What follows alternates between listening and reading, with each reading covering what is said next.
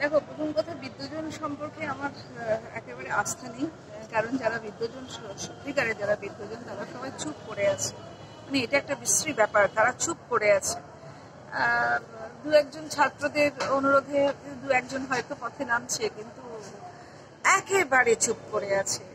এই চুপ করে থাকাটা আমার কাছে অত্যন্ত অন্যায্য এবং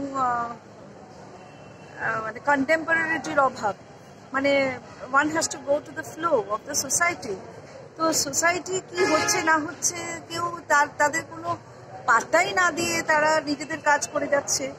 তাদেরকে জানতে হবে, একটা পাগলা কুকুর যখন রাস্তায় একে তাকে কামড়ায় তখন তো তাদের ডান্ডা পেটা করে সেখান থেকে বার করে দিতে হয়, কিংবা সেই পাগলা কুকুরকে যারা যে সংস্থা আসে তাদেরকে সেই সাঁড়াশি দিয়ে নিয়ে যেতে হয়।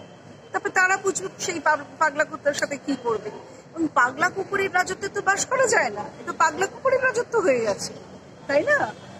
এই সিভিক ভলেন্টিয়ার নামে একটা জাত তৈরি করে দিয়েছে। অনেক শিক্ষিত মানুষও আছে সিভিক ভলেন্টিয়ারে, কিন্তু প্রায় 1,20,25,000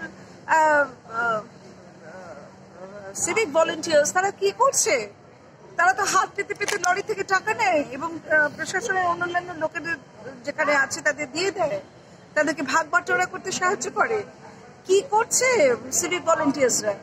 তারা আমাদের সমাজে কতটা উপকার করছে। এবং পুলিশে তো কম কেন? পুলিশের মাত্র 80,000 কি তার একটু বেশি পুলিশ আছে। তো তারা কি করছে?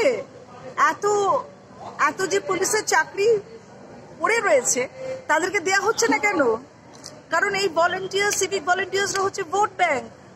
একটা সিভিক ভলেন্টিয়ারকে চাকরি দেওয়া মানে তার পরিবারের আরো 5-10 জন, তাদেরকে কিন্তু খুব কম টাকা দেওয়া হয়। কিন্তু ভোট ব্যাংকটা, সেটা ঠিক আছে না? ভোট ব্যাংকটা পাওয়া গেল, সেই অতগুলো পয়সা পাওয়া গেল, এবং তারা কি অন্য জায়গায় ভোট দেবে? তোমাদের